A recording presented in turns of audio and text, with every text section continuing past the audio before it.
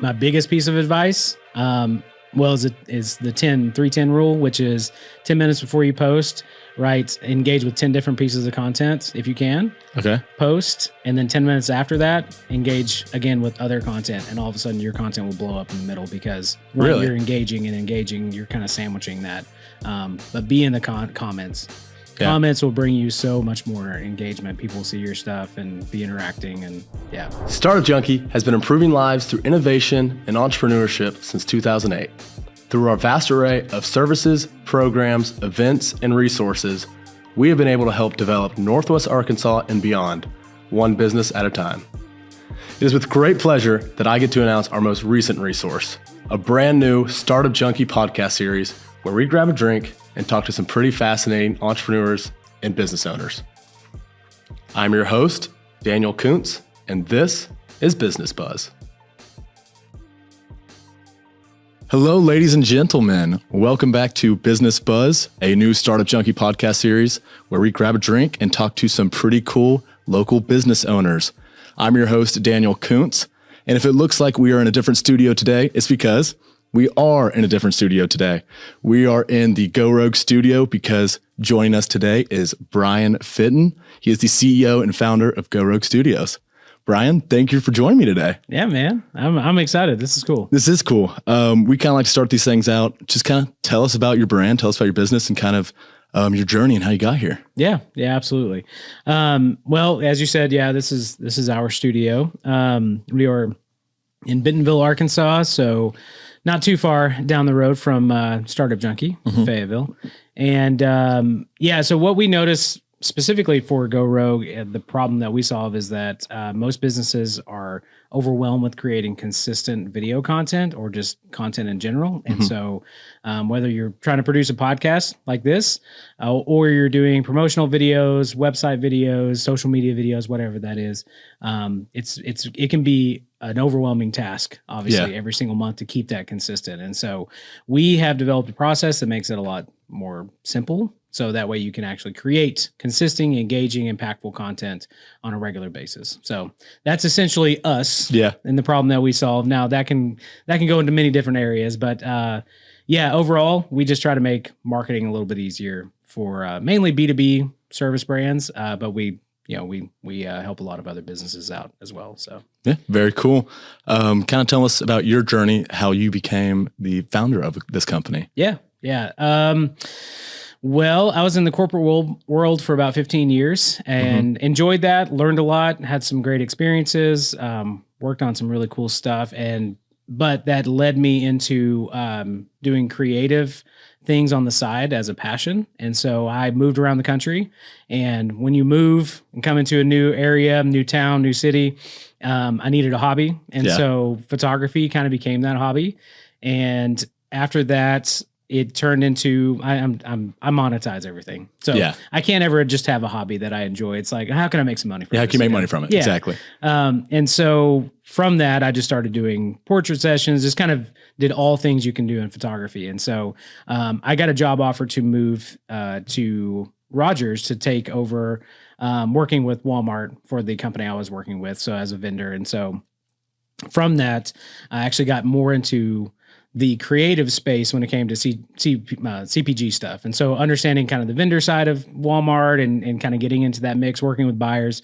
And from that, this sounds really boring, but anyway, from that, I actually got into podcasting. And so taking on the photography piece, the creative piece, and getting into video podcasts as well as audio and content creation in that space. And so a few other side projects. I always had a side project, but my wife specifically, we launched a podcast for her around adoption. So we were an adoptive foster family, and she realized that there weren't a lot of resources for adoptive moms. And so she started diving into that space, built a community, had close to 150,000 downloads for her podcast. Oh, wow. It was crazy.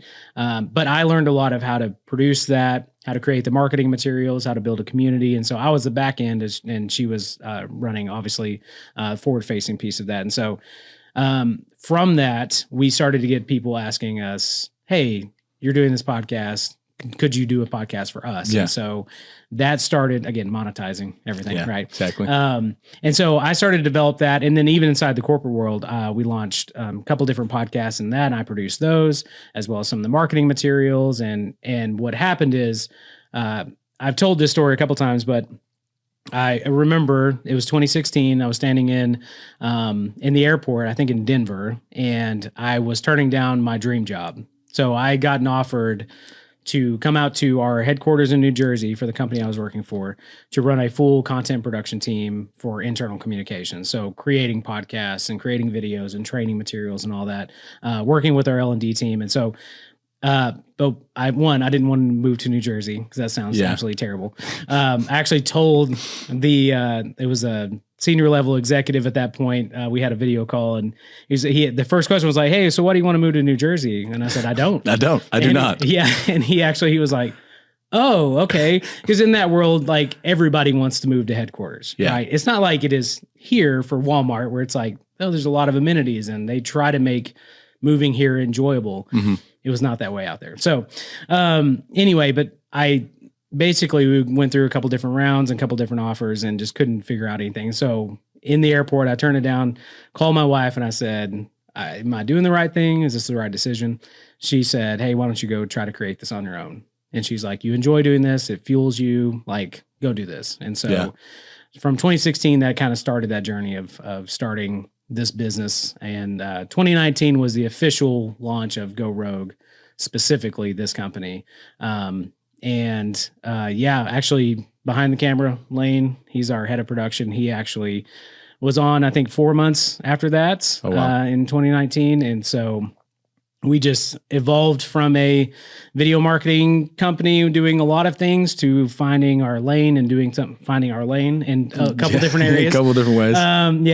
And being able to really figure out exactly what problem we solve and make sure that it is serving, is bringing some value, and we have tailored that and niched down even more over the past couple of years. And so and so anyway, we started very small, and now we have our own studio here in Bentonville. So I feel like 2019 was probably the best time to jump on the content creation train. I think everyone knows, because pandemic and everything, there are podcasts left and right. It feels like everyone has a podcast. Yeah. I mean, I have a podcast now. Yeah. It's crazy. Congratulations. You see, ex-athletes, YouTubers, everyone has their own podcast. So did you foresee this absolute wave of content creation coming, or did you just kind of luck out there? No, I will tell you, it's a soapbox here. Back in 2019, 2017, 2018, when we started seeing, podcast was around, but moving specifically into video. So I was very much a visual guy, photographer, video guy.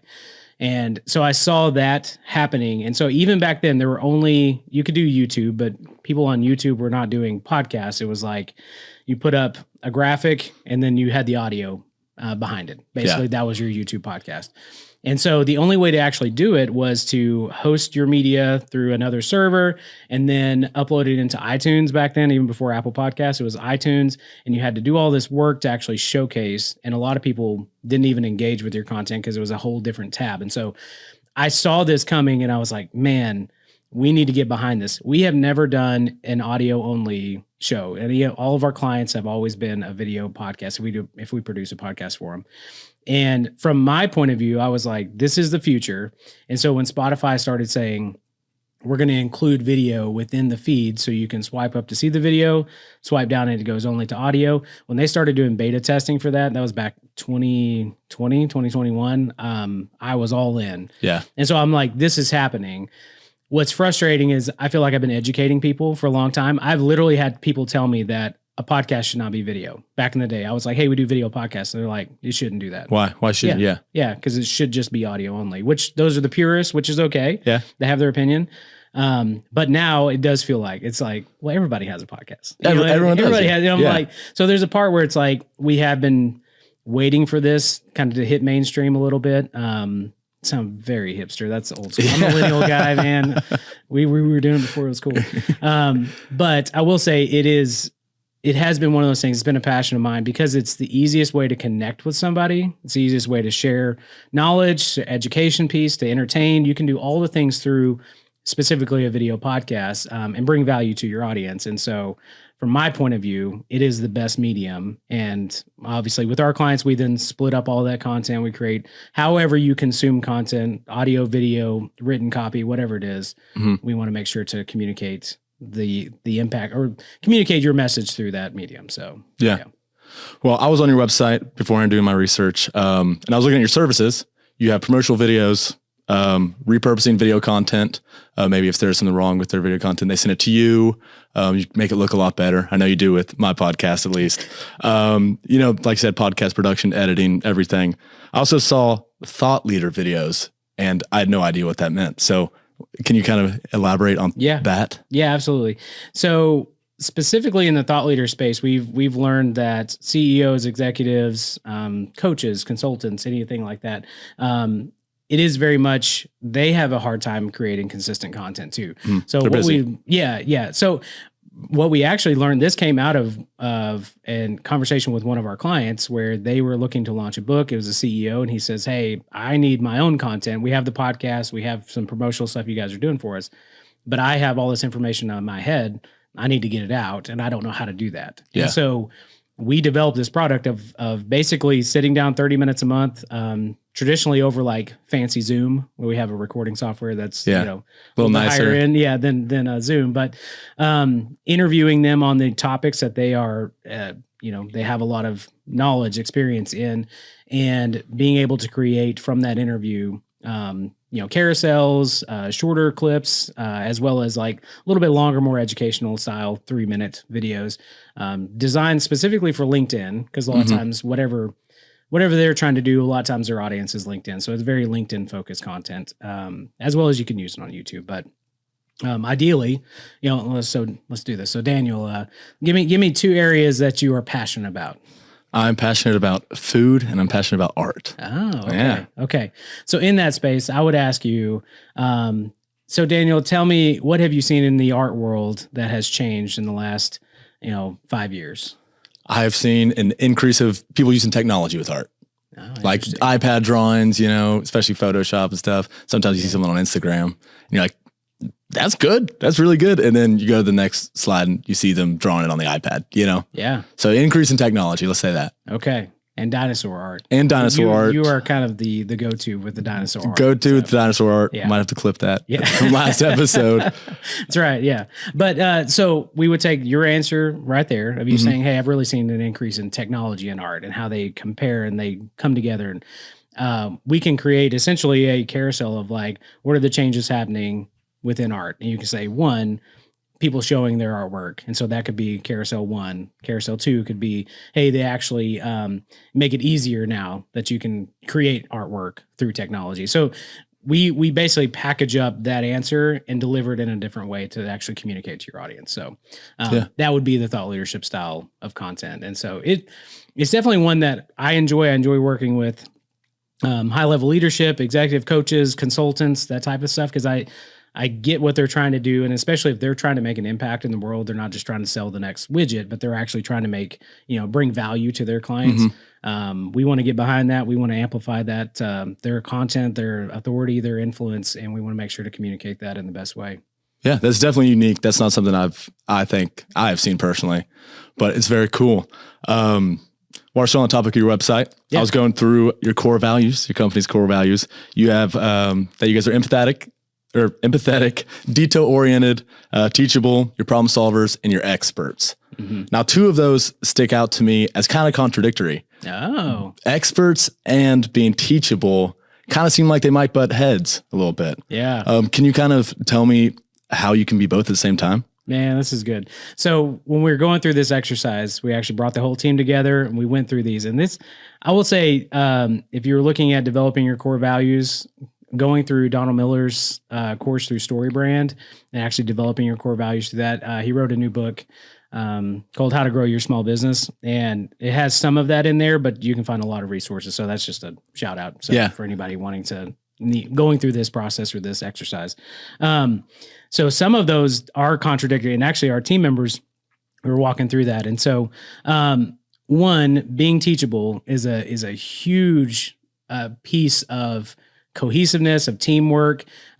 We can be experts in our craft and we can say, hey, we know a lot about video. But even inside of that, there's so many different things that are always changing. I mean, especially in the marketing space and the content creation space, AI has obviously made that a big thing too, where it is constantly changing. So we want to be teachable in that. We want to have the humility to be able to actually say, hey, I know video. I know what I'm doing, and I can communicate that to a client. I can walk into a room and say, here are the 5 reasons you should use video for these specific purposes. I can still be an expert in that space, but it doesn't mean that every day things aren't changing. And what I've seen from a leadership standpoint and working with the team, the person who comes in and says, I know everything, and you need to listen to me because I know everything, and they're not teachable and not coachable, usually cannot get people to buy their product, follow them, listen to them, whatever it is. And so I was really proud of our team to come up with those things. They do feel contradictory, which I appreciate you bringing up. That's cool. But they also marry very well together because we want to be the experts. We want to strive to be the experts, but we also want to be coachable and teachable in those moments too. Yeah. I think that's really important as a leader as well, kind of being teachable. Even as the top authority, I feel like it's easier for your employees to be bought in when they say something and it's valid, you take their advice as well. Yeah. So does your team have a good culture in communication with ideas and creativity? Well, you have to ask them. Yeah. No, I will say this. I mean, no company is perfect by any means. We do try to have that open communication all the time. And we're going through this right now with several of our team members are changing our processes and getting things really buttoned up. And I hope to always be supportive and hope to always say, hey, here's my opinion, but I am open to stuff because one, I'm not a process guy. I am, if we look at like the EOS, the accountability chart, I'm definitely a visionary piece. I'm high level. That's where I live and I thrive. When we get into the details and all that in the integrator status, that is not me, and I can mess some stuff up. Believe me. So I want to know my position in that. Just because I own the company doesn't mean that I have all the answers. Now, I will say the best leaders make quick decisions and you live with the result, whatever it is, right? Good decision or not, I own that, right? And so whatever the decision is that the team comes to, we're going to own it. We're going to pay for that solution. We're going to whatever. And at the end of the day, it falls on me whether or not that was a good decision. And so that still comes into account. But I would say between our team members, we definitely try to hire and work with the people, whether that's contractors as well, of being able to make sure that they have open communication, that we hear their ideas and we take them into account. And at the end of the day, though, we want to make the best decision that's for the company. Yeah, right? Absolutely. So, yeah, but again, you may have to do a survey for it. I might have to ask around. How big is your team? Currently, we have 5 that are on staff, and then we work with roughly, 3-4 contractors. It just depends. We like to pull in great talent. I mean, I am always about connecting with creatives in our industry, whether that's locally or nationally. I mean, we work with people across the country for different projects that we don't necessarily need them all the time, but we know that, hey, they have a skill set that we can tap into that will best serve our clients. And so we want to be a team under 10. We've kind of determined that we're not trying to grow to a 50-person, 100-person organization. God willing, if that actually happens and if that helps us serve our clients better and we can develop that over culture and stuff, or in our culture, then absolutely. But for where we've set ourselves up and are forecasting the business to be, we'd like to stay, kind of a small shop and be nimble. Yeah. So. I feel like with kind of a small shop mentality, it's easier for you guys to be hands-on with your clients. And just that active communication. Like if I have any questions about starting this podcast, like I can email you and you'd email me back within, a couple hours with whatever help or answers I need. So I think that's really important, kind of keeping that team small. How many clients do you say that you guys consistently work with right now? On average, 15 to 20, depends on whatever project we're working on. I mean, that also can be goodness. It depends on seasonality. So I'll say this, especially in the vendor space, in the event space, because we do some promotional videos for events as well. Fuel is one of our favorite clients to work with when it comes to the events side, and there's a lot of fuel events happening right now. There's a lot. There's a lot. Shout out Fuel Accelerator program. That's right. So it just depends seasonality. So consistently though, I mean, we are working with, reoccurring or retainer clients. And so producing weekly content for their podcasts or their thought leadership videos or whatever else. And so, and then we do certain campaigns where we'll just, work for 3 months with the client on completing whatever initiative they're launching a new product, or they're trying to get some brand awareness around something, or creating different ads for their ad spend for a certain campaign. We're able to do that. So it varies. But again, we would like to have that consistent client base where we do have a relationship with them. We're not trying to churn and burn and try to get through as many clients as we can. Yeah. We want it to be an ongoing relationship. Startup Junkie is one of those that has been almost from the very beginning. Pandemic kind of helped. We were able to serve in that area, especially with the remote video side. And we've just kind of grown with you guys, honestly. And that's what we want to do. We want to help fuel that growth for you, and we just grow alongside you. So. Yeah, that's really cool. Just kind of the retaining customers, I feel like really helps with the quality of what you guys do as well. If you guys have ever watched any of Startup Junkie's podcasts or videos, anything, and said, wow, that looks good, that was edited properly, that was all Go Rogue. Yeah. Like, you guys have done a great job. I've tried out editing myself recently. The intro video for this podcast, I tried myself. I have no experience, I have no clue what I was doing. And it took me way too long. Editing is not simple. So I'm tipping my hat to you guys for really just how well you guys do and the quality you guys produce your videos. If you were to tell like a beginner like myself, let's say I wanted to get into editing, like what advice would you give me as a beginner? Do all the tutorials that Premiere tells you to do. I didn't do any. I didn't do any tutorials. They do. I will say, even from when I started, there was nothing. It was even YouTube was pretty scarce with like, how do you start this and what do you do with it?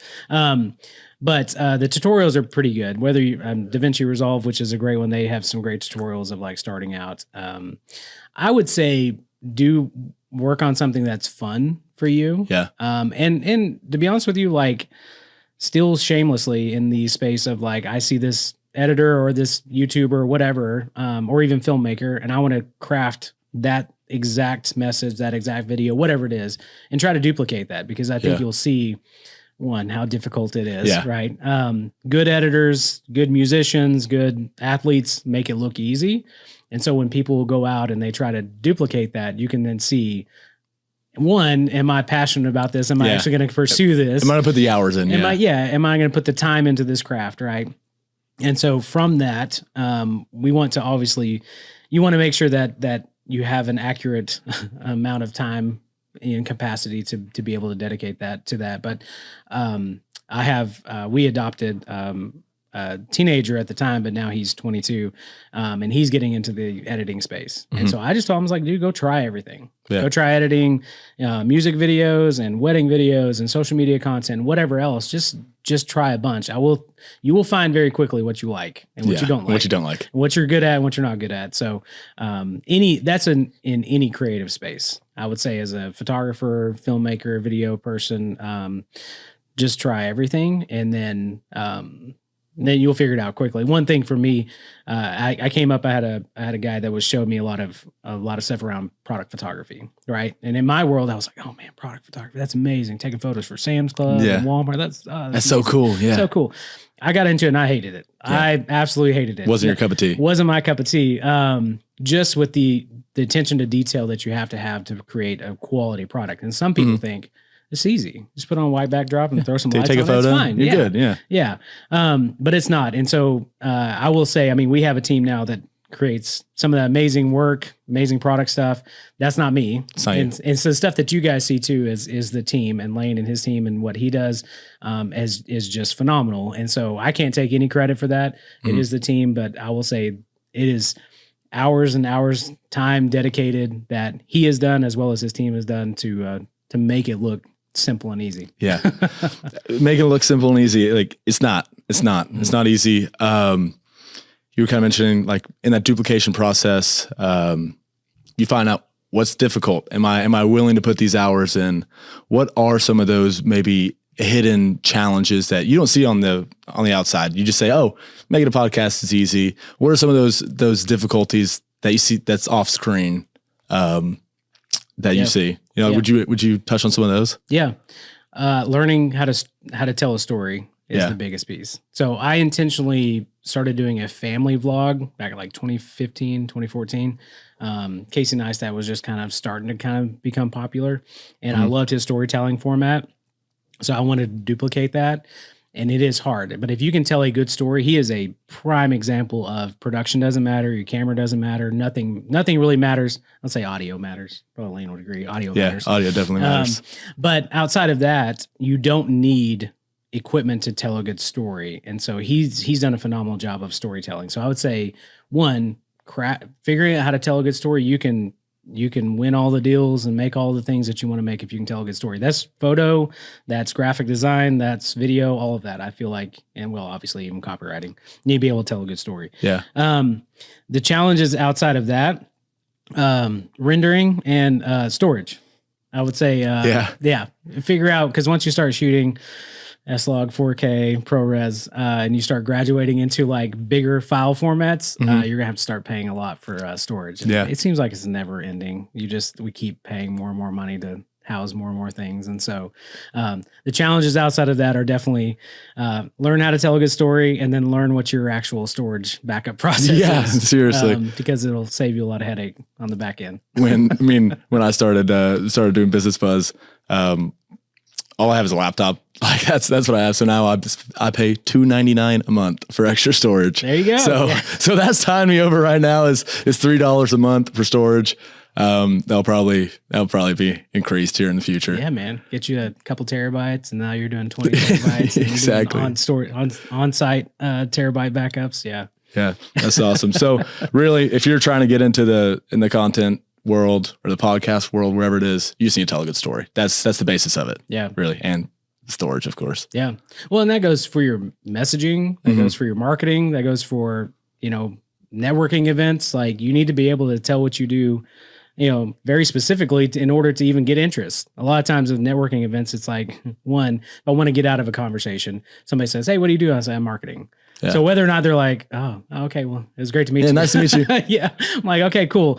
Or you can go into like, hey, I'm going to lead into this a little bit. Yeah, we do video marketing for B2B brands. Well, tell me about that. And then I say, hey, it's actually, hard for businesses to do consistent video content. Do you agree? No. Oh yeah, it is. Then we continue on and on. That's all part of a storytelling piece. Do I have your interest? Am I leading you down a path? Do we actually want to continue this path? And so that, I think the storytelling piece is hard, and we're still trying to figure it out, but it's a very, very hard thing to master. But most people don't do it well, and you can stand out from the crowd if you can figure that out. Mm-hmm. Absolutely. I mean, I immediately go to, because I'm still in college, I think like career fairs.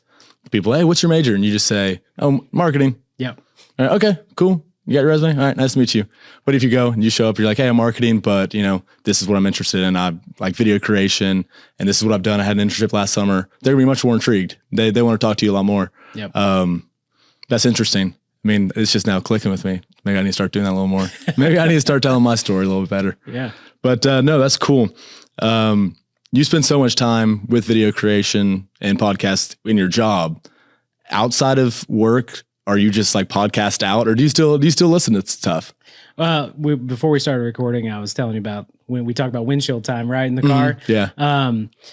I have gotten, I love podcasts still. I will say that the kinds of podcasts I listen to now are less about the industry, less about business, and more in the just personal space. So enjoying certain things, film reviews, or even just audiobooks and that type of stuff. And so, yeah. You said, that's funny you say film reviews. Every night when I go to bed, I just put on YouTube. I'll do a film review, like 3-hour long film review of a movie I've never even seen. Yeah. And I'll just listen to that as I fall asleep. Yeah. So that's pretty cool. Yeah. And the reaction videos or something like that. I mean, that's definitely, I'm in that space, especially A24 is a huge, I love A24 Productions. And so they produce a lot of amazing movies and stuff. And so I love the cinematography a lot of times that they do. Civil War just came out, which is one of theirs, a phenomenal movie. Character development, cinematography, all the things. And so that's more in that space. I don't ever want to create. I'm not a movie maker. You're not the next big director? Oh gosh, no, dude. No, absolutely not. No, and I don't want to be. That's not my path. But I have an appreciation for people who do that well. And so I always want to take some of that insight, and as weird as it is, I mean, put it into business can be boring, but how can we make it entertaining? How can we make it a little fun? Yeah, exactly. And that's always our goal is when you're scrolling on your phone, we don't just want you to consume the content. We want it to be engaging as well as impactful. And so how do we grab your attention? How do we hold your attention? And how do you get something out of that piece of content that we create? Yeah, that's awesome. What's your go-to podcast right now? Oh gosh. You can only give one answer. Oh no, don't do that, man. You can only give one. Oh.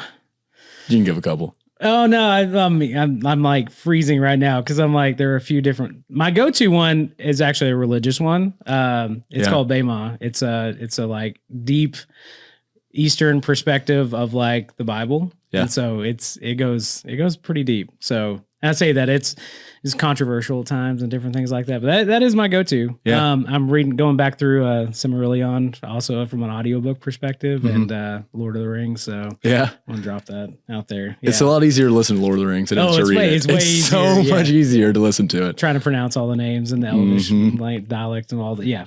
Can't do it. So, anyway. Well, I was gonna correct you for whatever you said for your podcast. I was gonna say it should be Business Buzz. Business Buzz, my go-to podcast right now. Man, that was such a softball, and I missed it. You missed it. You didn't even swing. You didn't even swing. You just kind of watched it go by. I was like, let me bypass that. It's okay. I respect your honest answer, so I appreciate that. It's definitely Startup Junkies. That's my go-to. Business Buzz, and Business even the Spanish episode of Startup Junkie. I apologize. I can't speak Spanish. Yeah, so. Neither can I. Yeah. So I'm right there with you. No, that's awesome. Earlier, you kind of mentioned LinkedIn. You're huge on LinkedIn. Like, like every time I get on, I check it like every day. Yeah. It's my new Instagram. Like I check LinkedIn every morning. Yeah, man. And I feel like you're always posting on there. Like what are some of your strategies? What advice would you give to maybe younger people, college kids who kind of want to get out there and post more on LinkedIn? Yeah. What advice would you give them? First, you're saying post on LinkedIn. It's not just, I feel like I'm that way on Reddit where I'm just like, I just watch. I don't ever contribute to Reddit, but I'm always kind of on the sidelines. LinkedIn, I think people do that a lot. They just consume. And so one, don't just go there whenever you're looking for a job, right? Yeah. Be engaged, that is the quickest way to get a job. If you are like, hey, 6 months, I'm going to be looking or whatever else. So students, if you're out there, start now. Start engaging with the brands that you want to work with, the people that are in those positions to actually get noticed. And so, there's some strategies around honestly posting every day, but I don't know that unless it's thought out, don't just post for the sake of posting, right? Also mixing up your content. So mixing with video, still some personal pieces. I think a lot of people post just personal stuff and that can be a little overdone. And so if you're just chasing the vanity metrics of like, I just want a bunch of people like my stuff, posting about your kids or this, or, hey, our team's amazing. And just a lot, which is great. You should post that, but it should be a healthy mix of, hey, I'm struggling with this, or, hey, here's a win, or admiring other people too, and celebrating other people in that space. But yeah, mixing it up, but I would say go after it. See, I feel like I see the exact opposite of what you see. Because all my networks, the majority of them are like my friends and college kids. Yeah. And I only see professional stuff like, hey, I just got this internship, or I just finished this internship. This is what I learned. I feel like younger people don't really maybe not post personal stuff as much. Yeah. But you would recommend we start. Oh yeah, absolutely. Posting our wins, our losses. LinkedIn is great because you can gain so much longevity of content. Like the life cycle of your content is actually way longer on LinkedIn. And so, you will see stuff from 2 weeks ago. If people are just starting to engage with it, like it will show back up in your timeline. Yeah. It is, I made this joke, but it's like, Facebook 2011. I mean, that was a long time ago, man. But that's how the algorithm feels like on LinkedIn. It feels like it's very much, it's giving you what you want to see. It's making sure your network, the people that you're interacting with, that you're seeing their content. Yes, definitely post personal stuff on there, because that from a recruiter standpoint, people want to see that. They want to see what you're like and how you interact with people.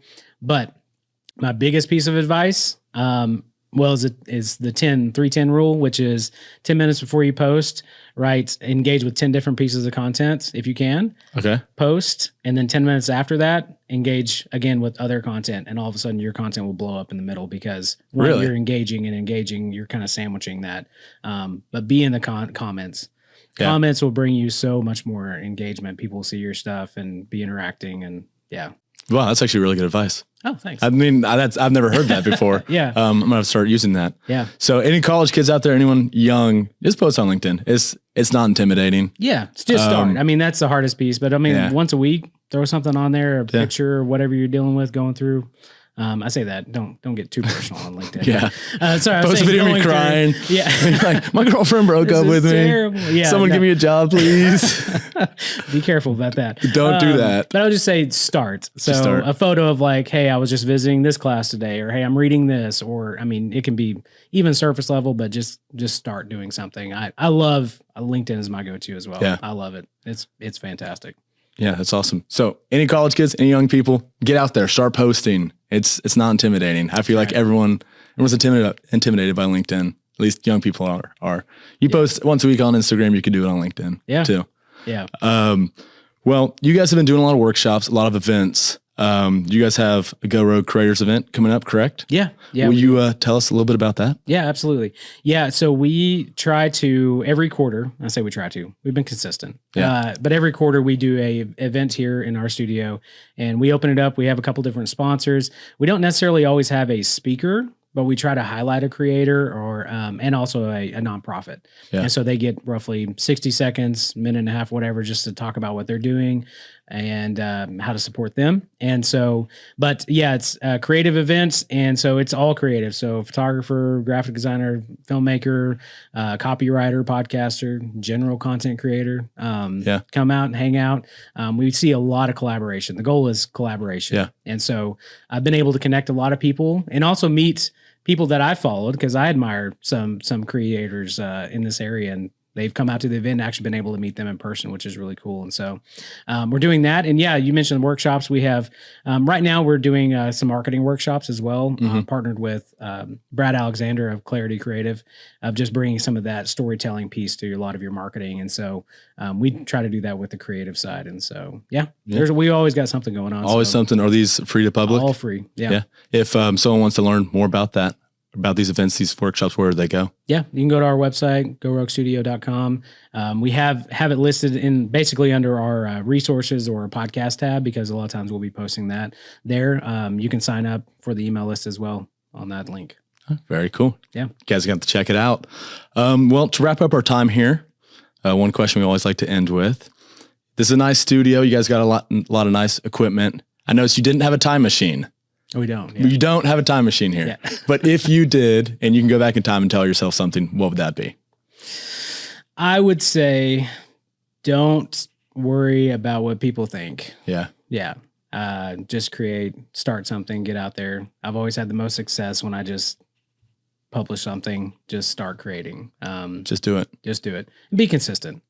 Yeah. Yeah. So don't worry about what other people are doing. Don't worry about your competition. Don't worry about what you think you should be posting. LinkedIn's a lot. You talk about college kids. They feel like, oh, I should be professional here. And don't worry about that. You know, just be yourself, because that will lead to more opportunities down the line than you could ever dream of, think of. So yeah. That's awesome. You know the most effective way to do something, right? Just do it. Just do it. Just do it. Plain and simple. Well, I think that's just about all the time we have today. Thank you so much for joining us, and of course, letting us use your studio today. Yeah, man. It's great. It's been awesome. Thank you. Thanks, Dave.